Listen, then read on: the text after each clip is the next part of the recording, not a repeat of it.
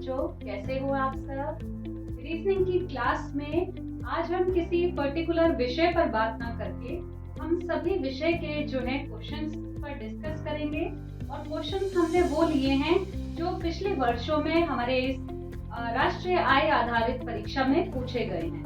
तो चलिए अपना सेशन हम शुरू करते हैं। पहले शुरू के 5 प्रश्न जो हैं एक कॉमन निर्देश पर आधारित हैं, जहां पर ये कहते हैं प्रश्न संख्या 1 से 5 तक में दिए गए 4 पदों में से, आपको यहाँ पर 4 पद दिख रहे हैं, यहाँ पर 4 पदों में से 3 पद किसी ना किसी प्रकार से संबंधित है और उनमें से एक पद है जो बाकी तीनों पदों से भिन्न है। तो हमें वही एक पद जो बाकी 3 पदों से भिन्न है उसको पता करना है और वही हमारा आंसर होगा। चलिए देखते हैं हम पहला प्रश्न। 11, 13, 15 और 17। बच्चों, अगर इस प्रश्न को हम ध्यान से देखें तो हम पहचान पाएंगे कि यहाँ पर ये सभी विषम संख्याएं हैं। ठीक है, तो इधर तो हमारा सम विषम नहीं हो सकता। अब हम देखेंगे कि इनमें से भाज्य और अभाज्य संख्या कौन सी है। तो 11 की हम बात करें तो वो अभाज्य है, क्योंकि वो एक और स्वयं यानी 11 के पहाड़े में ही आता है। इसी तरह 13 की हम बात करें वो भी एक और 13 की में आता है। 15 की अगर हम बात करें तो 15 जो है वो किस में आता है बच्चों? 1, 3, 5 और 15। अगला है 17 और 17 भी 1 और 17 के ही पहाड़े में आता है। तो यहाँ पर हमारा विकल्प होगा तीसरा यानी 15। तो हम टिक करेंगे और आगे बढ़ेंगे। अगला प्रश्न है हमारा एशिया, अर्जेंटीना, ऑस्ट्रेलिया और जापान। यहाँ पर आपको एशिया देखते ही पहचान जाएंगे आप कि ये कॉन्टिनेंट्स की बात हो रही है। अर्जेंटीना इनमें से हमारा कॉन्टिनेंट नहीं है, तो इसको हम टिक कर देंगे। बाकी एशिया, ऑस्ट्रेलिया, अंटार्कटिका ये हमारे कॉन्टिनेंट्स हैं। आगे हम बात करते हैं दही, मक्खन, तेल, पनीर। क्या लगता है बच्चों, यहाँ पर क्या इधर असमानता है? इनमें कौन से 3 पद सेम हैं? दही, मक्खन ये किससे बनते हैं? दूध से निकलते हैं। तेल निकलता है दूध से? नहीं। पनीर, यस, वो भी हमारा दूध से बनता है। तो यहाँ पर हमारा कौन सा विकल्प सही होगा? तीसरा। Very good. तो तेल इधर हम टिक करेंगे और आगे बढ़ेंगे। नेक्स्ट है हमारा 18R, 24X, 22B और 12M। यहाँ बच्चों, जैसे हमने पिछले सेशन में देखा था कि यहाँ पर हमें अंग्रेजी वर्णमाला के भी लेटर दिख रहे हैं और उनके साथ कुछ नंबर दिए गए हैं। तो हमें सबसे पहले क्या क्लिक करेगा कि ये जो है 26 अल्फाबेट हैं, उन्हीं के क्रम है। ठीक है बच्चों, तो ये हम क्रम इधर मैच करेंगे तो हम पाएंगे कि R 18वें नंबर पर ही आता है। हमने एक चीज यहाँ पर याद करी थी, इजोटी। ये 5वां लेटर है। 10, 15, 20 और ये 25 का। तो यहाँ से हम इनके आसपास का देख सकते हैं। 18 पर R है, T, U, R, S और फिर T। तो ये 18 पर R आता है। ठीक है, फिर है 24X। इसके T के बाद हम देखेंगे T, फिर U, V, W। 21, 22, 23, 24 पर हमारा X आता है, ये भी ठीक है। नेक्स्ट है 22, 20, 21, 22, ये भी ठीक है हमारा। नेक्स्ट है 12 पर M। तो 10 के बाद J के बाद हम देखेंगे, J के बाद K, L, M। 11, 12, 13। यहाँ हम देख रहे हैं तो M जो है 13वें नंबर पर आता है। यहाँ उसको 12वें नंबर पर दिखाया गया है। तो यही इनसे भिन्न है और यही पद हमारा आंसर होगा। इसको हम टिक करेंगे और आगे बढ़ेंगे। नेक्स्ट हमारे पास ये कुछ वर्ड्स हैं, फुट, एंड, आउल, आर्क। अब हम यहाँ पर देखें तो हमें इधर कोई भी एक समानता नहीं दिख रही है, पर क्योंकि क्वेश्चन में कहा गया है कि कुछ ना कुछ संबंध है तो हमें वो ढूंढना है। अब हम यहाँ पर देखें इनका पहला अगर लेटर तो P O और A। तो बच्चों यहाँ पर आपको एक समानता दिखेगी कि ये जो तीन लेटर हैं E, O और A, क्या है ये? वेरी गुड, ये हैं वॉवल्स। अंग्रेजी वर्णमाला में कितने वॉवल्स होते हैं? Very good, 5। A, E, I, O, U। तो यहाँ पर हमारा एक E से शुरू हो रहा है, एक O से शुरू हो रहा है और एक A से शुरू हो रहा है। पर पहला जो हमारा वर्ड है फुट, ये वॉवल से शुरू नहीं हो रहा, तो यही असमान होगा, इसको हम टिक करके आगे बढ़ेंगे। नेक्स्ट हमारे जो प्रश्न है 6 से 10 तक, ये भी एक ही निर्देश पर हम काम करेंगे। यहाँ ये निर्देश कहता है संकेत के बाईं ओर, इसके बाईं ओर और इस संकेत के दाईं ओर जो पद हैं, इनमें आपस में कुछ समानता है, राइट। तो यहाँ पर हमें देखना है कि जो समानता इधर है वो सेम समानता आगे के पदों में होगी, वही समानता हमें ढूंढनी है और क्वेश्चन मार्क वाली जगह पर वही वाला हमारा वर्ड आएगा। ठीक है बच्चों, शुरू करते हैं। पंजा, बिल्ली और क्वेश्चन मार्क। बिल्ली पंजा मारती है, बिल्ली के पंजे होते हैं। और किस जानवर के होते हैं? घोड़ा, शेर, मेमना, हाथी, किसके होते हैं बच्चों? वेरी गुड, घोड़ा। आगे चलते हैं। मछली, गिल, मानव, क्वेश्चन मार्क। अब मछली और गिल में क्या संबंध है? वेरी गुड, मछली गिल्स के माध्यम से सांस लेती है, मानव फेफड़ों के माध्यम से। ये हमारा आंसर होगा, इसे टिक करेंगे और अब आगे बढ़ेंगे। घड़ी, समय, थर्मामीटर, क्वेश्चन मार्क। अब घड़ी और समय में आप सभी को संबंध पता है। घड़ी क्या दर्शाती है? समय दर्शाती है। थर्मामीटर क्या दर्शाता है? गर्म, विकिरण, ऊर्जा या ताप। क्या दर्शाता है बच्चों? वेरी गुड, ताप दर्शाता है। हम इसको टिक करेंगे और आगे चलेंगे। नेक्स्ट क्वेश्चन है हमारा 5, 124, 7, क्वेश्चन मार्क। अब बच्चों यहाँ हमें संबंध देखना है 5 में और 124 में। तो 5 में और 124 में हम संबंध ज्ञात करने की कोशिश करें तो 5 का अगर हम स्क्वायर देखें, वर्ग देखें, तो वो हो जाएगा 25। ये हमारा आंसर नहीं है। हमारा आंसर कितना है? 120। तो अगर हम 5 का घन देखें, यानी इसका क्यूब अगर हम करें, तो 5 × 5 × 5 दैट इज 125 हो जाएगा। पर हमारा 124 है, यानी कि इधर इसका घन करके -1 किया गया है, तो हमारा आंसर आ रहा है ना बच्चों। तो अब हम नेक्स्ट नंबर के साथ भी वही करके देखेंगे। हम 7 का भी क्यूब निकालेंगे। 7 7 सा 49 और 49 को अगर हम 7 से गुणा करेंगे तो आएगा 343 और इसमें से अगर हम 1 माइनस करेंगे तो आएगा 342। बच्चों मैंने आपको पिछली क्लास में भी कहा था कि इस तरह के क्वेश्चंस हमारे प्रश्न पत्र में हर बार आते हैं। तो हमें जो है 20 तक के वर्ग याद कर लेने चाहिए और कम से कम 10 तक के आप घन याद कर लें, तो आपको प्रश्नों में कहीं भी कंफ्यूजन नहीं होगा। वरना आप निकाल भी सकते हैं पर थोड़ा समय लगेगा, तो इससे बेहतर है कि आप उनको याद करें। ठीक है, नेक्स्ट क्वेश्चन की ओर चलते हैं। AB अगर हमारा 12 है तो GH क्या होगा? अब हम देखेंगे AB 12 कैसे बैठ रहा है भाई। AB को जोड़ें अगर हम तो बिल्कुल 12 नहीं आएगा। A है 1 नंबर पे और B है 2 नंबर पे, यानी कि इन्होंने नंबर ही लिखे हुए हैं एज इट इज, इनकी पोजीशन लिखी हुई है। तो अब हम G और H की पोजीशन पर जाएंगे।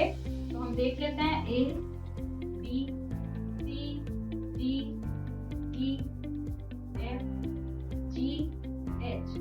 1 2 3 4 5 6 7 8। तो यहाँ से हम देख सकते हैं G और H की पोजीशन 7 और 8 है। तो यहाँ हम देखेंगे विकल्प में 7 8 हमारे पहले ही नंबर पर है, वो हम टिक कर देंगे। यहाँ पर 7 का हमारा क्यूब 343 माइनस 1 342। इस प्रकार बच्चों आशा है आप ये सारे क्वेश्चंस आसानी से समझ गए होंगे और कर पाएंगे। चलिए आगे कुछ और क्वेश्चंस करके देखते हैं। चलिए बच्चों आगे के प्रश्न देख लेते हैं। यहाँ पर हमें प्रश्न संख्या 11 से 13 के लिए कॉमन निर्देश दिया गया है। यहाँ पर हमें वृत्त के 4 सेट दिए गए हैं, ये वेन डायग्राम्स दिए गए हैं और ये जो है हमारे पद को दर्शाते हैं। हम इन्हें समझ लेते हैं एक बार, वैसे हम पुरानी अपनी क्लास में कर चुके हैं। यहाँ पर दो वृत्त जो अंदर हैं वो दिखाते हैं कोई भी दो पद जो एक दूसरे से पूरी तरह से भिन्न है पर एक कॉमन वृत्त में वो समाहित है। इसका उदाहरण हम समझ सकते हैं जैसे वाहन, कार, बस। दूसरा वृत्त है, यहाँ पर 3 वृत्त हैं और तीनों एक दूसरे से आंशिक रूप से उनमें समाहित हैं, यानी कि आंशिक रूप से उनमें संबंध है। इसका उदाहरण हम समझ सकते हैं जैसे आभूषण, सोना, चांदी। आभूषण सोने के भी हो सकते हैं, चांदी के भी, उसके अलावा भी हो सकते हैं डायमंड या किसी और मेटल। नेक्स्ट वाला है हमारा, यहाँ पर एक वर्ग दूसरे वर्ग में पूर्णतः समाहित है परंतु तीसरा वर्ग जो है उनसे बिल्कुल भिन्न है। इसका उदाहरण हम देख सकते हैं फल, केला, बैंगन। बैंगन जो है वो पूरी तरह से अलग है। चौथा वृत्त है हमारा, यहाँ पर दो वर्ग आंशिक रूप से एक दूसरे में समाहित हैं, आंशिक रूप से वो संबंधित हैं और वो एक कॉमन वृत्त का हिस्सा है। अब हम अपने प्रश्न की ओर बढ़ते हैं। पहला है हमारा बाघ, लोमड़ी, मांसाहारी। तो हम अगर प्रश्न को ध्यान से देखें तो हम समझ पाएंगे कि बाघ और लोमड़ी दोनों ही मांसाहारी हैं पर ये दोनों आपस में एक दूसरे से भिन्न हैं। तो कौन सा वाला इसमें ऑप्शन सही होगा बच्चों? हमारा होगा ऑप्शन 1, है ना। बाघ, लोमड़ी और ये दोनों क्या है? मांसाहारी है। तो पहला विकल्प हमारा सही होगा। हम ये नंबर देखेंगे कौन सी जगह पर है, कौन से स्थान पर है। तो चौथे वाले नंबर पर हमारा विकल्प सही विकल्प दिखाया गया है, तो हम 4 को टिक करेंगे और आगे बढ़ेंगे। कुत्ता, जानवर, पालतू। अब इस प्रश्न पर अगर हम बात करें तो हम देखेंगे जानवर जो है पालतू भी हो सकते हैं या जंगली जानवर भी हो सकते हैं और कुछ जानवर जो पालतू जानवर हैं उसका एक उदाहरण कुत्ता भी हो सकता है। तो यहाँ हम इनको देख सकते हैं, ये वाला विकल्प सही रहेगा। जानवर कुछ पालतू हैं और उनमें से कुछ कुत्ते भी हो सकते हैं। तो हम देखेंगे 4th वाला विकल्प हमारा कौन सी जगह पर है, दूसरे नंबर पर, तो हम क्लिक करेंगे और आगे बढ़ेंगे। नेक्स्ट उदाहरण देख लेते हैं। हिरन, खरगोश, स्तनीय जंतु। स्तनीय जंतु बच्चों वो होते हैं जो स्तनधारी होते हैं। तो हम देखेंगे कि हिरन और खरगोश दोनों ही स्तनीय जंतु हैं और एक दूसरे से भिन्न है। तो ये भी हमारा पहले वाला ही भिन्न दर्शा रहा है। हम देखेंगे 1 कौन से नंबर पर है, दूसरे पर, इसको हम क्लिक करेंगे और आगे बढ़ेंगे। आगे बच्चों ये 2 प्रश्न 14 और 15 जो पिछले वर्ष पूछे गए हैं, यहाँ पर एक समस्या आकृति दी गई है और उसके ऑप्शन दिए गए हैं। उनमें से हमें सही उत्तर आकृति को चुनना है। 4 विकल्प हमें दिए गए होंगे, उनमें से सही विकल्प पर हमें क्लिक करना होगा। तो अपना अगला प्रश्न देख लेते हैं। यहाँ पर ये 3 लाइंस वाला एक फिगर है, ट्रायंगल है, इसमें 4 हैं लाइन सेगमेंट्स। इधर ये बढ़कर 5 हो गई है, तो अगले में कितनी हो जाएंगी? 6। Very good. तो 6 वाला हम देखेंगे, पहला ही विकल्प है, इसको हम चुनेंगे और आगे बढ़ जाएंगे। नेक्स्ट फिगर हम अपना देख लेते हैं। इस आकृति में हमें कुछ हॉरिजॉन्टल और वर्टिकल लाइंस दिख रही हैं, इन्हें काउंट कर लेते हैं। हॉरिजॉन्टल है हमारी 3 और वर्टिकल लाइंस हैं हमारी 4। आगे देखें तो हॉरिजॉन्टल लाइंस 3 से 2 हो गई हैं और वर्टिकल लाइंस 4 से 3, यानी कि एक अंक उनका कम हो गया। उसके आगे बढ़े तो हमारी हॉरिजॉन्टल जो है पहले 3 थी, फिर 2 हुई और अब वो 1 रह गई है। और वर्टिकल लाइंस की बात करें तो 4, 3, 2, तो आगे कितनी हो जाएंगी? 1। और हॉरिजॉन्टल लाइन 1 भी नहीं, क्योंकि वो कम होती जा रही है। 3, 2, 1 और अब 1 नहीं। तो हमारी जो उत्तर आकृति होगी वहाँ सिर्फ एक वर्टिकल लाइन होगी। तो हम देखते हैं तीसरे विकल्प पर ये हमें दिखाई दे रहा है हम टिक करेंगे और आगे बढ़ेंगे। आगे देखिए बच्चों, हमें एक समीकरण दिखाई दे रहा है जो कि गलत है। तो यहाँ पर ये गलत क्यों है? क्योंकि चिन्हों का इधर क्रम जो है वो थोड़ा आगे पीछे हो गया है, गलत क्रम है। तो हमें 4 विकल्प है, इनमें से सही विकल्प चुनना है क्रम का, और जिनको हम अदल बदल करें और हमारा सही हो जाए ये समीकरण। तो इन्हें हम ट्राई करेंगे। बच्चों इसकी मैंने ट्रिक आपको बताई थी कि जब इधर इस तरह के ऑप्शंस आते हैं तो हम ज्यादातर डिवाइड वाला देखते हैं, क्योंकि देखिए 3 को 5 से डिवाइड करेंगे तो ये फ्रैक्शन में आएगा, भिन्न में आएगा, आंसर हमारा होल नंबर में आ रहा है। तो यही हमारा चेंज होना चाहिए। तो यहाँ हम तीसरे और चौथे विकल्प पर विचार करेंगे बच्चों, डिवाइड और माइनस, यानी कि इन्हें हम आपस में अदल बदल अगर करें, यानी कि पहले हम अंक लिख देते हैं ये 3, 5, 8, 2 और 10। हमें डिवाइड और माइनस को इंटरचेंज करना है, तो डिवाइड की जगह हम माइनस लिख देंगे, ये मल्टीप्लाई ऐसे ही रहेगा, प्लस भी रहेगा, और माइनस की जगह हमारा हो जाएगा डिवाइड।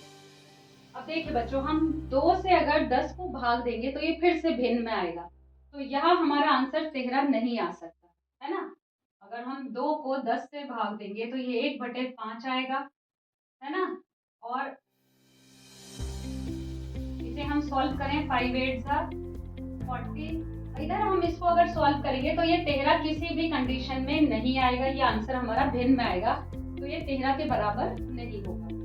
अगला विकल्प हम देखेंगे, अपना नंबर्स लिख लेते हैं, 3, 5, 8, 2 और 10। यहाँ हमें इंटरचेंज करने हैं डिवाइड और प्लस। हम डिवाइड की जगह इधर प्लस करेंगे, यहाँ मल्टीप्लाई, और प्लस की जगह हम क्या करेंगे बच्चों, डिवाइड, और इधर ठीक है। इसको सॉल्व करते हैं। सॉल्व करने का सूत्र हमें मालूम है, हम क्या फॉलो करेंगे, वेरी गुड, बोर्ड मार्क, ठीक है। Bracket of division, multiplication, addition और सब्ट्रैक्शन। ब्रैकेट इधर नहीं है हमारे पास, ऑफ यानी का भी नहीं है। नेक्स्ट आता है डिवीजन, डिवीजन यानी भाग देना, तो भाग हम देंगे। अब हम डी पर काम करते हैं, बाकी को एज इट इज ही उतारेंगे, 3 + 5 × 8/2, बाकी का हम ऐसे के ऐसे ही उतारेंगे एज इट इज। 8 को 2 से हम भाग देंगे तो क्या आएगा बच्चों, 4। अब हम इसे लिख देंगे 3 + 5 × 4 - 10। तो डिवीजन हमारा सॉल्व हो गया। उसके बाद आता है मल्टीप्लिकेशन यानी गुणा करना, तो हम पहले इसको गुणा करेंगे, तो हो जाएगा 3 + 5 4 20, 5 × 4 30 - 10। अब हमारा मल्टीप्लिकेशन भी हो गया। उसके बाद आते हैं हम एडिशन पर यानी जोड़ पर। अब हम इनका जोड़ करेंगे, 20 में 3 जोड़ेंगे, कितना आएगा बच्चों, 23, 10 आंसर आ जाएगा हमारा 13, जो हमें चाहिए था। तो ये हमारा 13 हो गया है, यानी कि RHS के बराबर हो गया है हमारा LHS। Left hand side right hand side के इक्वल है, यही हमारा ऑप्शन होगा। तो हम चौथे विकल्प को टिक करेंगे और आगे बढ़ जाएंगे। अगले प्रश्न की ओर चलते हैं। यदि डिवाइड का अर्थ मल्टीप्लाई, मल्टीप्लाई का अर्थ प्लस, प्लस का अर्थ माइनस, और माइनस का अर्थ डिवाइड हो, यानी कि ये जो हमें एक समीकरण दिया गया है, यहाँ पर इनके चिन्ह परिवर्तित अगर हो जाएं तो हमारा आंसर क्या आएगा वो हमें पता करना है। चलिए बच्चों इसको करते हैं। हम पहले ये नंबर्स लिख लेंगे, 12, 3, 6, 2 और 8। अब हम यहाँ पर साइन चेंज कर देंगे।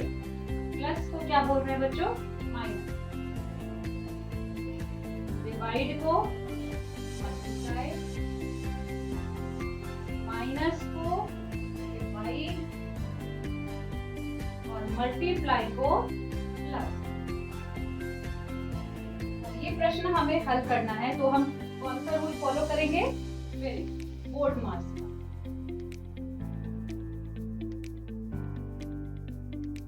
ये आपको पता है कैसे इसको यूज करना है। ब्रैकेट नहीं है, कार नहीं दिया हुआ, डिवाइड। अब हम पहले डिवाइड देखेंगे, बाकी हम ऐसे ऐसे उतार लेंगे।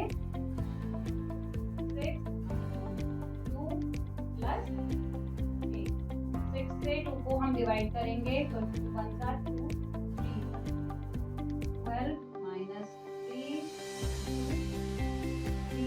प्लस 8। अब हम मल्टीप्लाई गुना करेंगे। 12 माइनस 9 प्लस 8। उसके बाद एडिशन आता है, तो हम 12 में 8 को अगर ऐड करेंगे तो आ जाएगा हमारा 12 में 8 जोड़ेंगे कितना आएगा? माइनस 9। इसमें से 9 का भाग देंगे कितना आएगा? 11। तो आंसर आ जाएगा हमारा 11। तो हम चेक करेंगे और नेक्स्ट क्वेश्चन की ओर बढ़ेंगे। यदि एक निश्चित कोड में बेसिक को, ये हम लिख लेते हैं, बेसिक को लिख रहे हैं ये D D U L E। तो उसी कोड में, उसी निश्चित कोड में लीडर को क्या लिखेंगे? लीडर भी लिख देते हैं हम LEADER। लीडर को क्या लिखेंगे? अब बच्चों हमें पहले यहाँ देखना है कि यहाँ पर क्या संबंध है। B के बाद D को अगर हम देखें तो ये +2, B के बाद C और फिर D, +2, A के बाद D plus D, S D U +2, I के बाद L, I J K L यानी कि +3, के बाद D और E। तो हमने एक पैटर्न देखा 3 2 2 3 2 3 2 वाला पैटर्न इधर ऐड में चल रहा है, तो वही हम इधर लगाएंगे। L के बाद 2 हम आगे के अक्षर उधर लिखेंगे, नेक्स्ट वाला। L के बाद M और N, E के बाद third E F G H, A के बाद फिर से 2 B C, D के बाद फिर से 3 आएगा, E F G, फिर से 2 आएगा, E के बाद F G, R के बाद फिर से 3 आएगा, S, R के बाद S T U। तो हमारा ऑप्शन आ रहा है N H P G G U। ये हम देखेंगे N H P G G U, यहाँ दूसरे नंबर पर दिख रहा है, इसको हम टिक करेंगे और आगे बढ़ेंगे। अगला प्रश्न देखते हैं। यदि एक निश्चित कोड में यूज को म्यू यानी कि MUT को बोल रहे हैं म्यू और पेट को बोल रहे हैं गेट,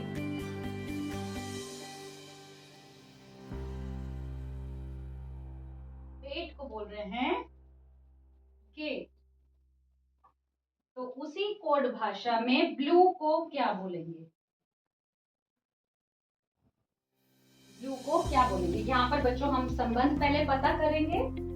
L के जस्ट बाद आता है M प्लस, बाकी में कोई चेंज नहीं है। सेम इधर E F के बाद G +1, ठीक है। तो यहाँ भी B के बाद next C L Q E, ये हमारा आंसर आएगा Q। तो ये हम ऑप्शन देखेंगे, पहला ही विकल्प है, इसको हम टिक करेंगे और आगे बढ़ेंगे। अगले प्रश्न की ओर चलते हैं बच्चों।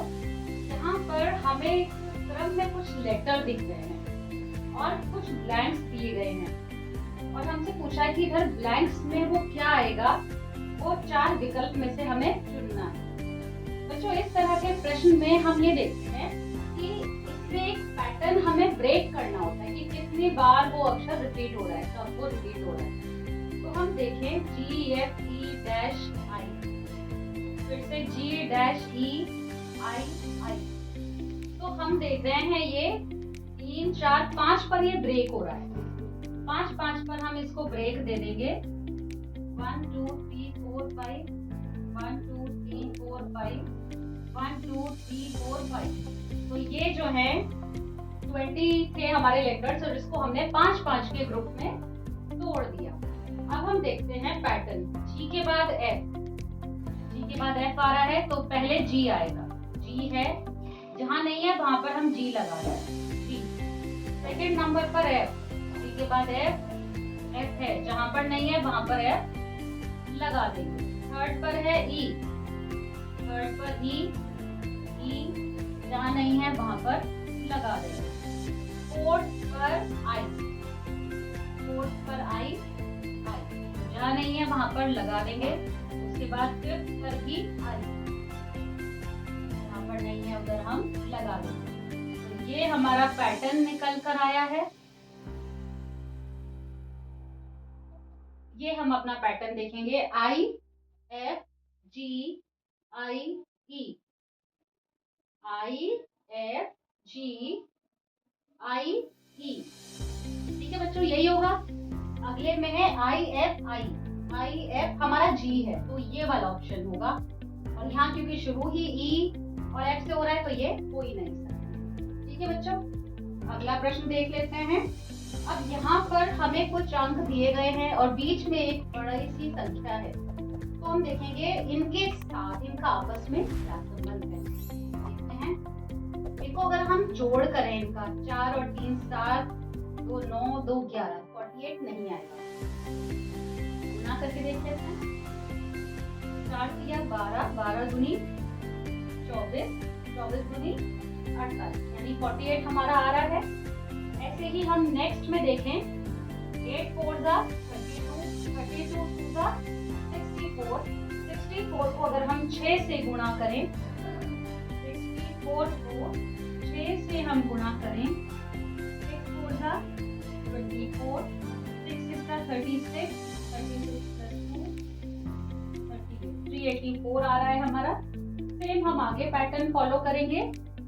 4 2 जा 8, 8 3 जा 24 और 24 यानी 24 को 2 से गुणा करेंगे तो क्या आएगा बच्चों?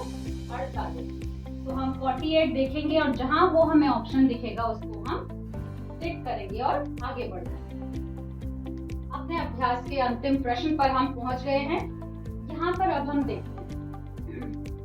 देखिए यहाँ पर नंबर और लेटर दोनों का कॉम्बिनेशन है, तो यहाँ पर हमें नंबर में भी एक संबंध देखना है और लेटर में भी।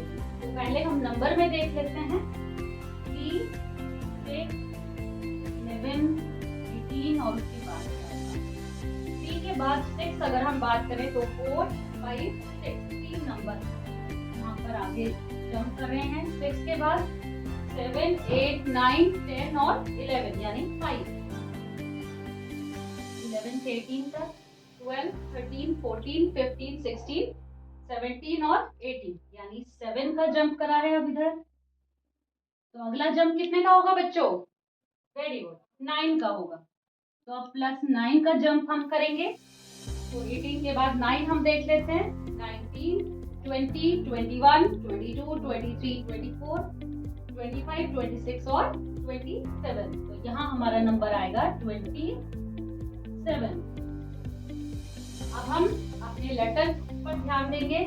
F G I L और उसके बाद क्या आएगा? F G यहाँ पर +1, G के बाद H I यहाँ +2, I के बाद J K L +3, L के बाद अब 3 है तो नेक्स्ट कितना होगा? 4 का जंप। Very good. L के बाद M N O और P, तो हमारा आंसर आएगा 27P। 27P हम देखेंगे ऑप्शन में कौन से नंबर पर है। तीसरे पर इसको हम टिक करेंगे और आगे बढ़ जाएंगे। आशा है आप ये कर पाने में सफल होंगे। इसी तरह आप और प्रश्नों का भी अभ्यास कीजिए, कोशिश करते रहिए, आगे बढ़ते रहिए। बहुत बहुत शुभकामनाएं। धन्यवाद।